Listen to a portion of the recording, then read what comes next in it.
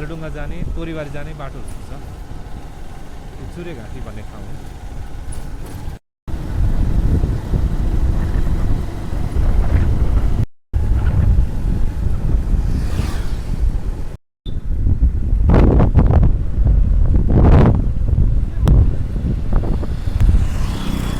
बिब्लाडे बजार हो। यहाँ चाहिँ यो व्यापारी केन्द्र हो। यहाँ यी सुन्तलाहरू गाउँको सुन्तला यहाँ प्रशस्त मात्रामा पाउँछ। रमाइलो ठाउँ बिब्लाडे बजार। बिब्लाडे बजारभन्दा हामी अगाडि बढेर जान्छौँ। अब ठ्याक्कै यो मेची राजमार्ग पनि छोडिन्छ, यहाँबाट बाटो छोडिन्छ। हाम्रो यो दाहिनेतर्फ चाहिँ माई पोखरीहरू जाने बाटो हो भने अब हामी देब्रेतर्फको बाटो लाग्दैछौँ।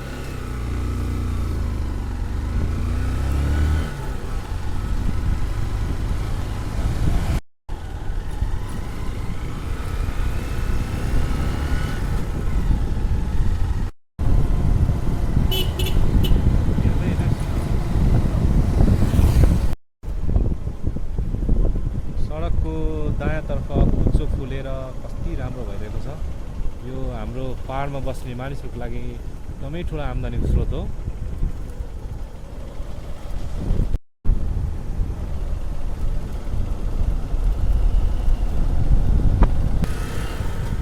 खोला देख्न सक्नुहुन्छ।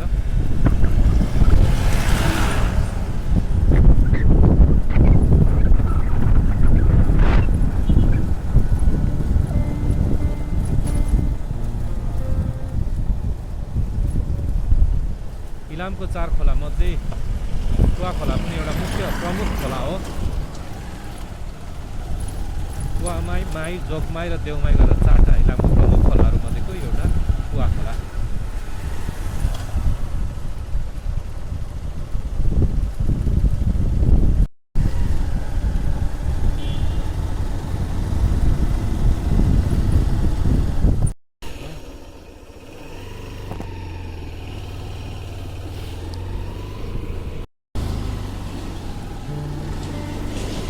बाटोको दायाँ बायाँतर्फ बाँसको झ्याङहरू प्रशस्त मात्रामा हामी यो कुवा खोलादेखि नेपालटार जाने बाटोमा हामी पाउन सक्छौँ।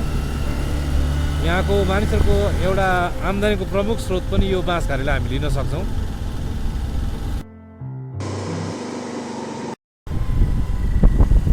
हामी निकै नै माथि आइसकेको छौँ। चिसो महसुस भइरहेको छ। अब यहाँनिर हामीले एउटा हावाघर देख्यौँ। यो हावाघरमा हामी एकछिन बस्छौँ।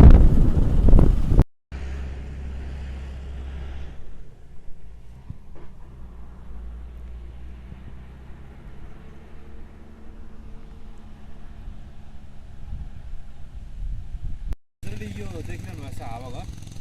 यो चाहिँ बागखोरको छेउमा हो।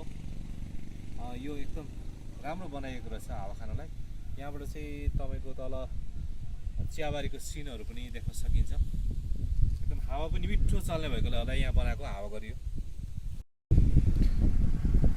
म हजुरहरूलाई यो हावाघरभित्रको देखाउँदैछु।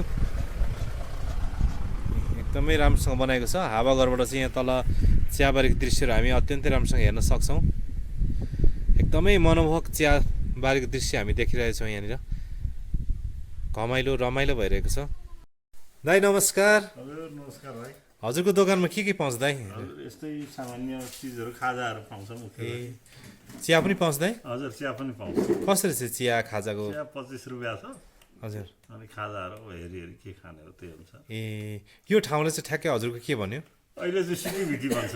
यो सिटिभिटी कलेज नजिक भएकाले यो क्षेत्रलाई नै सिटिभिटी भन्ने हो। हजुर। अनि हजुरतिर त किवी पनि धेरै पाउँछ होला दाइ? हजुर किवी पाउँछ। कस्तो छ मार्केट चाहिँ? मार्केट त अब सामान्य नै हो। किवी अब पहिलाको जस्तो धेरै छैन, धेरै मार्केट छैन। थोरै दाममा 100, 150, 200 रुपियाँ केजी। हस् धन्यवाद। यसलाई चाहिँ त्रिवेणी चोक भनिन्छ। यो सानो बजार जस्तो छ यहाँनिर। थोरै बस्ती भएको ठाउँ त्रिवेणी चोक।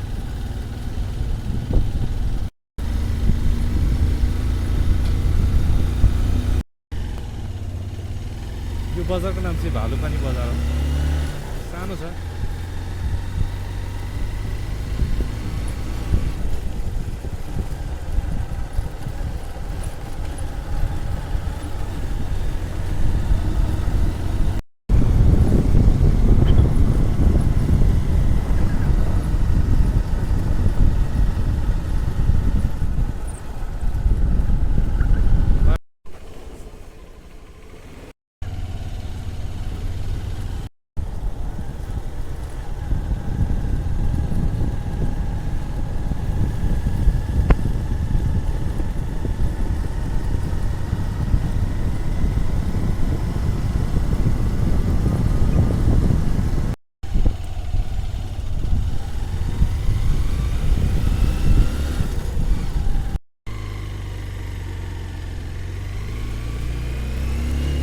हामी बाख्रो बजारमा छौँ। यो सानो बजार हो।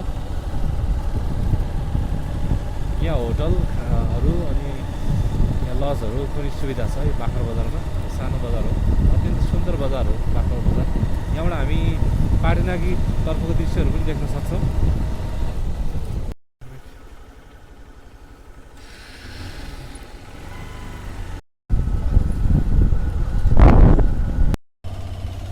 अहिले हामी मेची राजमार्गमै छौँ र अब यो यहाँबाट दाहिने तर्फबाट चाहिँ पाटनाकी भन्ने ठाउँ जान्छ।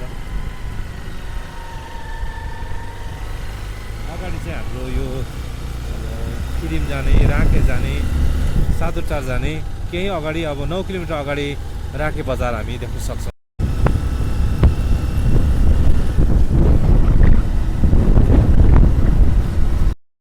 हामी भदौरे भन्ने ठाउँमा आइसकेका छौँ। यो राँकेभन्दा अलिक अगाडि हो।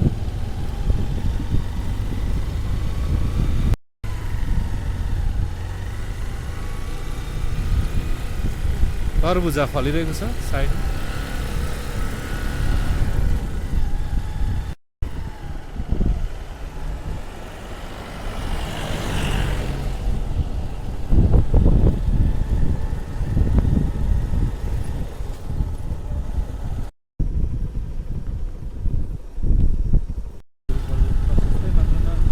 यो नेपाली कागज र यो जापानिज नोटको लागि प्रसिद्ध बिरुवा अर्गेलीको प्रशस्तै हामी यहाँ बिरुवाहरू देख्न सक्छौँ। नयाँ बायाँमा यति चिसो ठाउँमा अर्गेली हुर्केको छ यहाँनिर।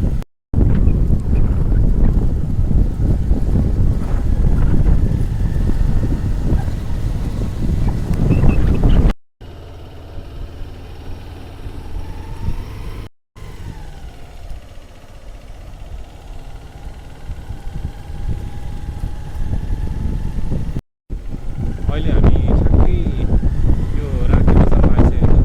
राँके बजार एउटा व्यापारिक केन्द्र हो। यहाँ विशेष डल्ले खुर्सानी, सागसब्जी हर चिजको व्यापार हुन्छ।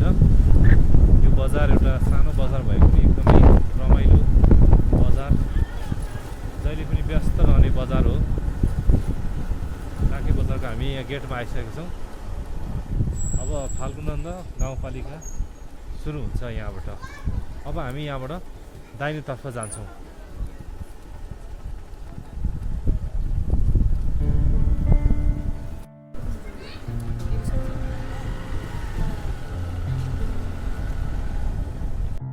सुन्तला प्रशस्त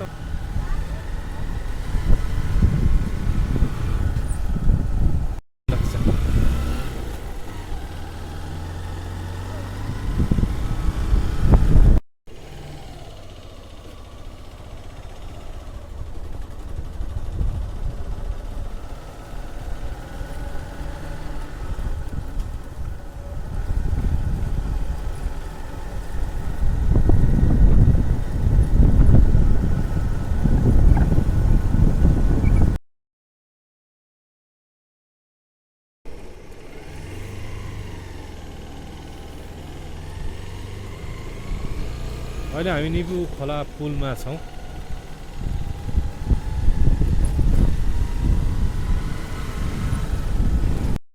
हामी अहिले ठ्याक्कैसँग गुम्बा डाँडा आलु पार्कमा छौँ।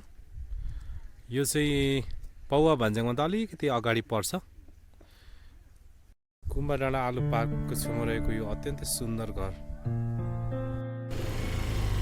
पौवा भन्ज्याङ आइपुग्यो। उचाइ यसको 8200 फिट उचाइमा यो रहेको छ।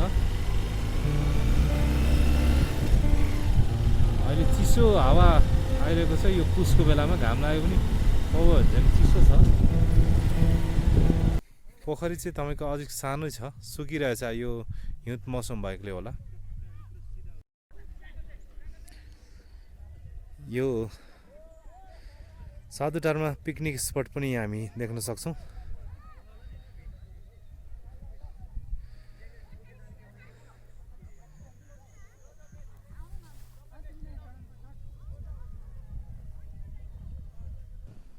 एकदमै राम्रो हिमालहरू छ। यहाँ कुम्भकर्ण, कञ्चनजङ्घाको दृश्यहरू हामी हेर्न सक्छौँ।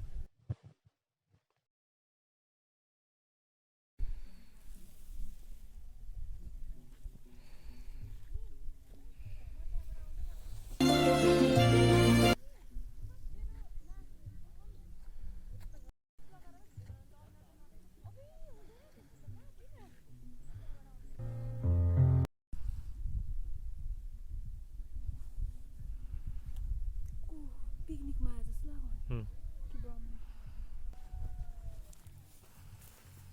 अत्यन्तै मनमोहक सिनहरू हामी देख्न सक्छौँ वरिपरि।